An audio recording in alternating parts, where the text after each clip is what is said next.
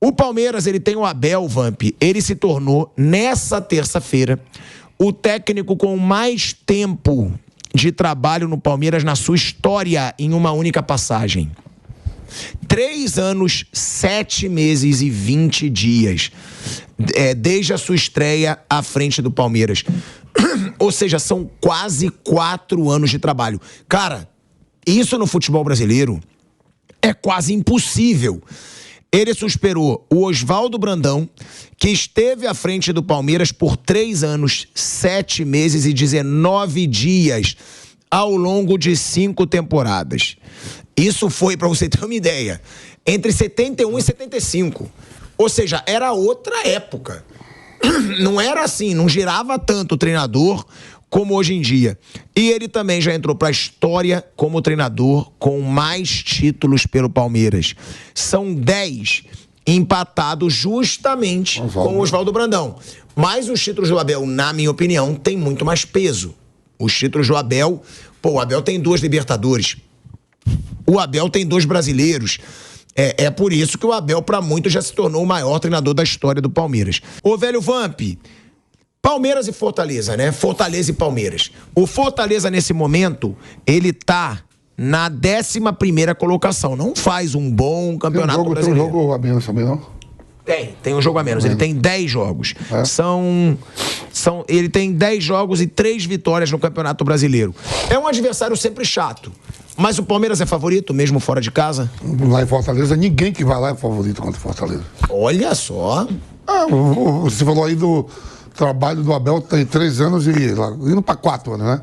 O Vojvoda também tá lá um tempão. Por aí. Mudou o time, mas quando joga lá, principalmente quando vai esses times assim, Palmeiras, Flamengo, a motivação da torcida do Fortaleza, o outro estádio vai estar mais lotado, né? Os jogadores ficam mais centrados. O trabalho do Vojvoda é um trabalho sólido. O cara já tá lá, já saiu os jogadores, saiu, ele contratou novos. E ganhar do Fortaleza hoje em casa, qualquer time do Brasil, pra mim, não vai lá como favorito. Não vai. Não tô dizendo que o Fortaleza, mas ninguém chega lá assim, vou pra Fortaleza lá e vou trazer 3 pontos que vai ser moleza. Nem a pau. Mas você acha o Fortaleza favorito? Acho Fortaleza favorito. Olha só, Vamp. Acho. Caramba, eu não acho Vai não. ser aposta de novo? Pode ser uma aposta, quer? Eu pego. Primeiro me paga, né? Me paga que você me deve. Porque você não gosta de pagar. Dobra, Vamp, dobra, fala o dobro ou nada. Não, que o dobro ou nada, eu quero receber o dinheiro. O dobro ou nada. Aí ele fica nessa, ele nunca me paga. Fortaleza favorito. Olha só, eu acho até forte, quero perguntar pro Mauro, porque nos últimos 15 jogos, chegou um momento dessa temporada que a gente até dizia, o Palmeiras o Palmeiras tá jogando mal, o Palmeiras não tá sendo o Palmeiras, não tem conseguido resultados, só que nos últimos 15 jogos, o Palmeiras só foi derrotado uma vez, somando 10 vitórias e 4 empates, né, pelo Brasileiro, Copa do Brasil e Libertadores. Dos 23 pontos que o Palmeiras somou nas 11 rodadas do Brasileirão, 13 foram obtidos como visitante. Ou seja, ele tem mais pontos como visitante do que em casa, né? São 13 fora e 10 em casa, nesses 23 pontos. Você concorda com o Vampeta? Dá para dar um favoritismo pro Fortaleza? Eu não concordo. E depois desses números, o Palmeiras está retomando, Mauro, ou não? São números que enganam, que muitas vezes não tem grandes atuações, mas tem grande retrospecto aí nos jogos recentes. O Palmeiras perdeu em casa para o Atlético Paranaense e para o Internacional, né? Então tem 2 derrotas em casa. Então a campanha em casa, ela está sendo compensada pela campanha fora de casa. Eu acho muito difícil tirar conclusões definitivas, porque você tem aí um número de jogos. Alguns times enfrentaram adversários mais difíceis, outros pegaram adversários mais fáceis. Tem time desfalcado, tem time que está... Esse campeonato é complicado, né? É muito complicado. Eu acho que até o final da Copa América, o Palmeiras tem que tentar ficar à frente do Flamengo. Porque o Flamengo está mais desfalcado. O Flamengo sofre mais com a Copa América. Então, se o Flamengo vacilar e perder pontos, hoje, amanhã ou depois, acho que cabe ao Palmeiras tentar abrir uma vantagem sobre o Flamengo. Acho que é um momento bom para o Palmeiras. Para o Flamengo, com os desfalques, acho que se conseguir ficar ali primeiro, segundo, ali, terceiro, perto do líder, já vai estar bom, ao final da Copa América. Já foram 4 jogos com desfalques das equipes e podem acontecer até 5. Por exemplo, se o Uruguai for à final, o Flamengo vai ficar mais 5 jogos sem os jogadores uruguaios. E o Uruguai tá numa fase boa, né? Então, se chegar à final, são Jogou 5 bem, jogos. ganhou 3-1 do Panamá. 5 jogos são os jogadores do Uruguai. Mais 5. Já teve 4, mais 5. É muita coisa. É muita coisa. O começo foi bom, mas não dá para ter certeza do que vai acontecer daqui para frente. Tem jogo contra hoje o Juventude, depois o Flamengo pega o Cruzeiro, o Atlético em Minas, e por aí vai. Então acho que para o Palmeiras o interessante seria aproveitar qualquer oportunidade que o Flamengo dê para tentar pegar a ponta e abrir uma vantagem que for possível, porque o Palmeiras não tem tantas baixas, né? O Palmeiras perdeu os jogadores, mas não tanto quanto o Flamengo. O Flamengo tem mais desfalques fundamentais. Vai perder o meio campo inteiro. 2 laterais. Pesado, né? Não estou falando de contusão, porque contusão não tem nada a ver com Copa América. É contusão, suspensão, acontece. Todo mundo lida com isso. E o Endrick não dá para contar como desfalque, porque o Endrick não é mais jogador do Palmeiras, é jogador do Real Madrid. Esse já foi embora. Esse você já descartou, já saiu. A realidade do Palmeiras é sem Endrick. Então abaixo o quê? Gustavo Gomes? Só, né? Não. Tem Gustavo Gomes e Richard Rios. Richard Rios, 2 jogadores. Na Colômbia. Então, um zagueiro e um volante. São baixas importantes, mas o Flamengo perdeu mais, isso que eu quero dizer. Então acho que o Palmeiras pode tentar aproveitar essa fase. Eu acredito que o Flamengo vai perder pontos aqui amanhã ou depois. Não acho que vai vencer todos esses jogos. Acho muito difícil. Muito difícil, ainda mais com os desfalques todos. Então, em algum momento, vai ter a oportunidade, talvez, de passar à frente. A gente tem, né? É o que o Mauro falou, né, Flávio? O Palmeiras pode aproveitar essa situação, porque a gente tá falando dessa briga na liderança. Palmeiras e Flamengo. O Flamengo tem muita baixa com essa Copa América. O Flamengo tem, né, só dando nomes, aí é o que o Mauro lembrou. Vinha, fora, né? E é lateral... Ele não é o titular, mas é uma disputa de vaga ali. Não dá pra dizer que o Vinha é reserva do Ayrton Lucas. Varela, titular. Lateral direito titular. Arrascaeta, meio campo titular. De La Cruz, meio campo titular. Eric Pulgar, volante titular. O Flamengo perdeu 5 jogadores de peso pra essa Copa América. E o Palmeiras perdeu o Gustavo Gomes e o Richard Rios. Eu ainda considero um pouco o Endrick, Mauro, porque ele ainda estaria no Palmeiras, né? Até fazer o aniversário. Eu acho que ele jogaria no Palmeiras até o dia 3 de julho, não é isso? Sim. Eu acho que é isso. Então perdeu por alguns dias. Nesses jogos tem razão. Agora... E o Flamengo também agora tá perdendo muito jogador lesionado. Aí já... Não. Eu sei, mas eu tô falando... Não é que eu tô falando, a Copa América vai prejudicar e esses jogadores. Mas o Flamengo tá com muito mais baixa que o Palmeiras. Ou seja, pode ser uma hora do Palmeiras falar, é a hora que eles vão perder força.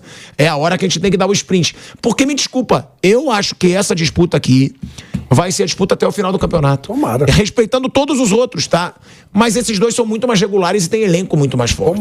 Tomara. Eu espero. Até agora não aconteceu, né? Um disparava, o outro disparava, e o outro que estava atrás partia para as Copas. Seria ótimo uma briga entre os dois. E sim, acho que é um momento de manutenção do Flamengo, porque as perdas são consideráveis. Só que nessa manutenção ele está em primeiro lugar, né? Se terminar a Copa América em primeiro lugar, quando voltar todo o time, a possibilidade do Flamengo ganhar fôlego é muito grande. Aí realmente é muito grande. Que o Flamengo pensa, o Flamengo é o Palmeiras vai ter que ir ainda ao Rio, Maracanã, enfrentar o Flamengo, que já jogou aqui, né? Isso mesmo. Tem isso também. Então, como o Flamengo está suportando bem até agora, né?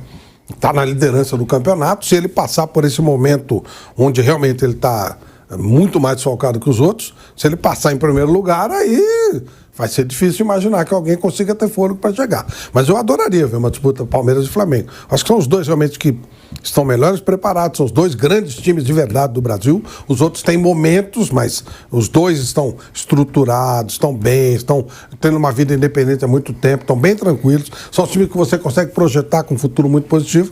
Seria ótimo ver os dois brigando taco a taco no Campeonato Brasileiro. Tomara que isso aconteça realmente. Bom, tem um número aqui, velho Vamp, que eu também vou perguntar pro Mauro, a gente só vai trocar o microfone dele, porque o Kaique me passa uma coisa que me chama a atenção e eu quero saber também o retrospecto do Flamengo, tá, Kaique? Nesse período. Porque o Palmeiras do Abel Ferreira, desde a paralisação por causa da tragédia no Sul, o Palmeiras ganhou as 5 partidas depois da tragédia. E o Flamengo ganhou 4 e empatou 1 depois da tragédia, que foi contra o Atlético Paranaense. Então, o Palmeiras do Abel, depois da tragédia, 5 vitórias. O Flamengo, depois da tragédia, 4 vitórias e 1 empate. É o Atlético Paranaense. Não, o que eu quero perguntar em cima disso, que isso me despertou uma pergunta, isso pode mostrar que esses dois clubes têm treinadores que fazem diferença? Porque foi quando esses caras tiveram tempo pra treinar, paralisou o Brasileirão. Paralisou. Cara, os times não perderam mais, porque o Palmeiras ganhou 5, era a hora de chegar, só que o Flamengo não tá deixando. Jogar o fino da bola não tá jogando, mas eles ganham. Eles ganham. Você vê que teve percas aí, ó. O Gustavo Gomes foi pra Copa América, o Flamengo mandou 5, o Palmeiras manda 3. Mas o elenco sólido, né? É difícil, você vê. É difícil o time do Tite perder, time do Abel, né? Você vê que o Tite ficou 6 anos na seleção brasileira, e em 6 anos de seleção, a seleção não tomou 10 gols. Perdeu os jogos pontuais, foi lá eliminado pela Bélgica e pela Croácia, mas ver times do Abel e do Tite perder é muito difícil, e tomar gols demais. Mas a pergunta que eu te fiz, você acha que esse período de paralisação, os clubes voltaram voando? Tá bom. Às vezes eu discordo também. Você falou, não voltou voando. Eu tô vendo boas partidas do Flamengo e eu tô vendo boas partidas do Palmeiras. Não, tá melhor. Os últimos 2 jogos, por exemplo, cara, o Palmeiras eu quero falar assim, que eles, mesmo sem jogar bem, às vezes, uma partida, eles ganham. Né? O Palmeiras não voltou a jogar bem agora. Estamos no mês de indo pra julho, cara. Tinha partidas que o ano foi do campeão, mas é difícil bater o Palmeiras e o Flamengo. Coisa que a gente aposta no Atlético Mineiro, o Atlético Mineiro vai, tropeça em casa e pede de Cristiano, vai o Botafogo, oscila desde o ano passado, mesmo no segundo turno. Mas essas equipes são mais conscientes para não poder perder. Ô, Mauro César Pereira, essa pergunta que eu fiz pro Vamp, porque a campanha de Flamengo e Palmeiras depois da tragédia, ela é muito boa. Eu não vou ser falso de falar, eu lembro de todos os jogos, jogaram bem todos os jogos. Alguns jogos eu lembro e jogaram bem. Você acha que isso mostra trabalho do Tite e do Abel Ferreira ou não? É precipitado falar isso, porque eles tiveram uma pausa para trabalhar. São 2 dos treinadores mais comentados. É evidente, os times são competitivos, né? O Abel é óbvio, está um tempão no Palmeiras. O Tite, eu acho que assim, o Tite é um técnico, não é um técnico de dar um choque e fazer o time funcionar rápido. É um trabalho de mais longo prazo. E agora eu acho que já começa a apresentar resultados. Não, mas eu digo com essa pausa, você acha que isso ajudou? Sim. Tem treinador melhor? Vamos treinar, vamos... Não tem a menor dúvida disso. Acho que a pausa ajudou. Parou, teve tempo, recupera o jogador, treina, conversa, convive, faz ajustes. Os dois sabem fazer isso, né? Eu acho que é bem evidente. Embora às vezes aconteça, o time treina, se prepara bem, chega no dia do jogo, a coisa sai errada, pode acontecer. Mas isso é um jogo. Agora, quando é uma sequência de jogos, evidentemente você tem uma amostra mais consistente. Ô Flávio, tem aí, né? Eu vou aqui citar primeiro os jogos, né, de cada um depois da tragédia. Depois da tragédia, ó, pra vocês terem uma ideia, o primeiro jogo do Flamengo foi a goleada de 6-1 contra o Vasco pelo Brasileirão. Né? Pelo Brasileiro, que a gente tá falando do Brasileiro. O primeiro jogo foi a goleada de 6-1 contra o Vasco da Gama. Aí depois a gente tem Flamengo e Grêmio, 2-1 pro Flamengo. Depois 1-1 com o Atlético Paranaense, que foi aquele gol nos acréscimos, aquele jogo polêmico do Daron. Deu algum problema. Aí depois a vitória de 2-1 sobre o Bahia, né? Que foi um jogo bem complicado e o Flamengo consegue a vitória no final. E depois a vitória no final de novo contra o Fluminense, né? Que o Flamengo de novo consegue a vitória no final. Eu vou te passar a palavra, eu só vou falar do Palmeiras, mas o que mostra também um novo Flamengo. Que antes era um Flamengo que caía no segundo tempo, era um Flamengo que não brigava, agora é um Flamengo que faz vários gols em minuto final. Ou seja, é uma diferença que agrada.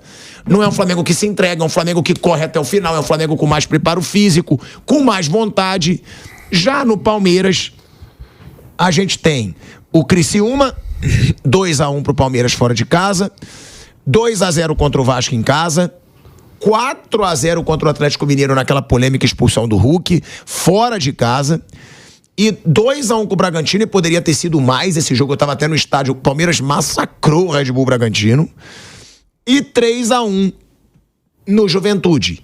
Ou seja, também uma campanha assim impecável. 5 vitórias depois da tragédia. Você queria falar antes de eu... Não, o que eu quero dizer...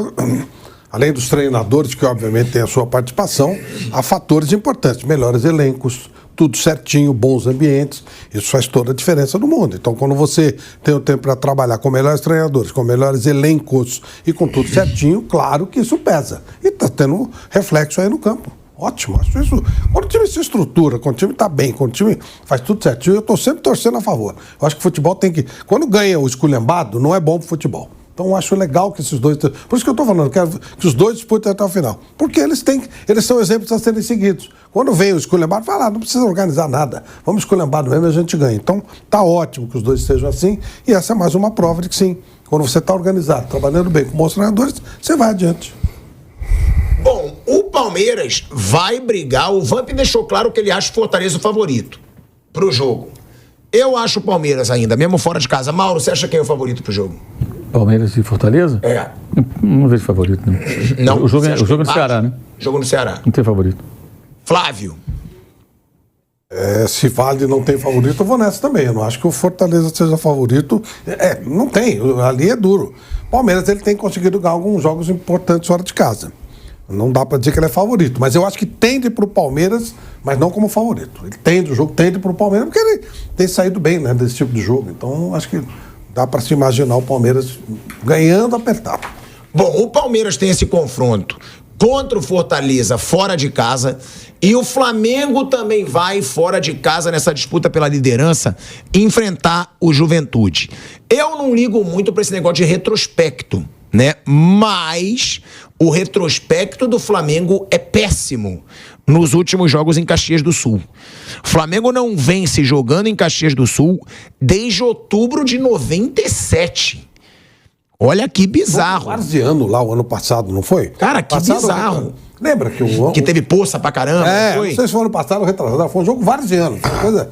Né? Foi ano passado, não foi? Eu acho que foi. Saiu um gol acidental lá e o Juventude ganhou. Mas não foram todos, porque ó, nesse período foram 12 jogos, 6 empates e 6 derrotas do Flamengo pro Juventude.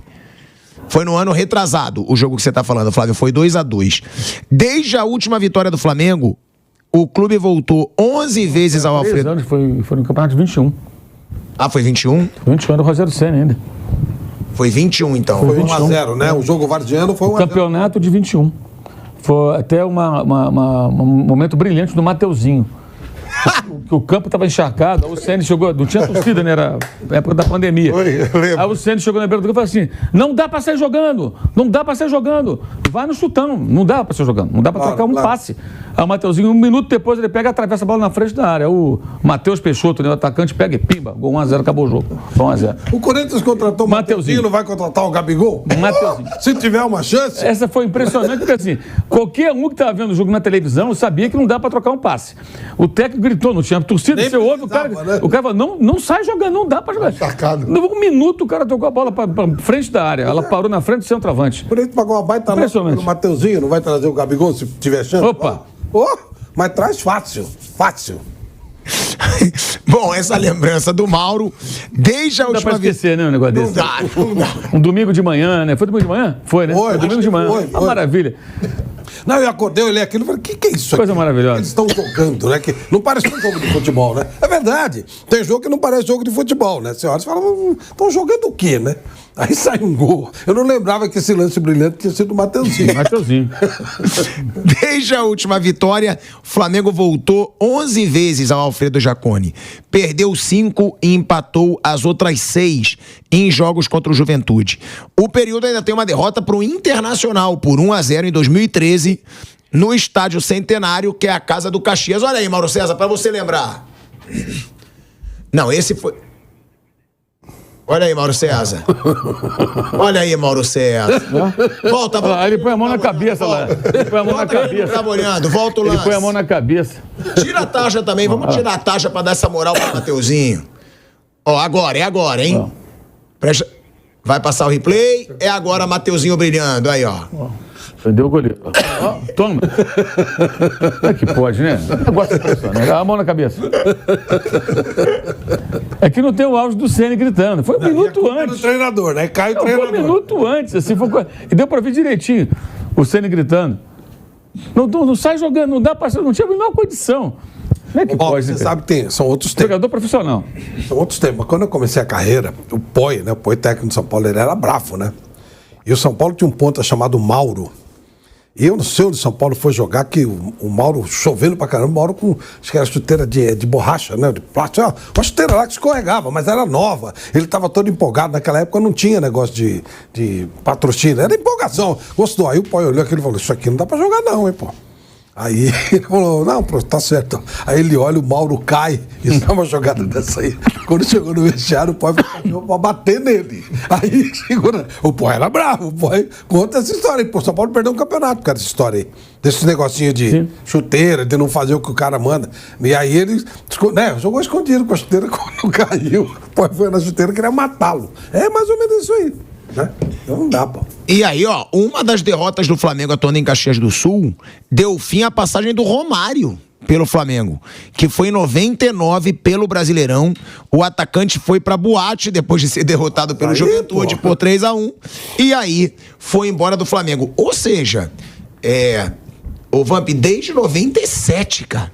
É bizarro esse número, me pegou muito de surpresa, porque eu tô lendo aqui na pauta que o Flamengo não vence em Caxias do Sul. Chegou a hora. Pronto. Esse eu aposto. Olha aí, você conta com retrospecto. Retrospecto a seu favor. Jogo fora de casa. Quer? Pode ficar com retrospecto pra tu. Pegar essa moleza. Tá boa. Mas assim, o Juventude... Só pra te lembrar, o Juventude tá invicto em casa, né? Não, o Juventude não é só... O Roger Machado. O Roger tá bem pra caramba, assim. E chegou na final do Gaúcho. Não, vai lá, no Alfredo Jaconha, Caxias, é duro lá. Eu lembro que o Evaristo de Macedo era treinador do Corinthians e Centenário do Barcelona, Flávio. Centenário do Barcelona jogou Brasil e Barcelona em Barcelona. E o Barcelona convidou o Evaristo de Macedo, né? Tem história lá para ir pro Centenário. Olha como era a época, Flávio. Chegou o fax do Barcelona. Era fax. O Evaristo mostrando para nós aqui, ó. Vocês dizem que joga. Aí mostrando para todo mundo, para mim, pro Rico, aqui, ó. Convite do Barcelona. Só que o do Alíbio não deixou ele ir. Vai para Caxias, quarta-feira, 9h30 da noite. E o jogo do Barcelona com o Brasil era às 16 horas.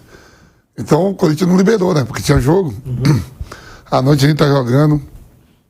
Juventude 1-0. Juventude 2-0. Ele falou: eu podia estar em Barcelona e tô com essas merdas.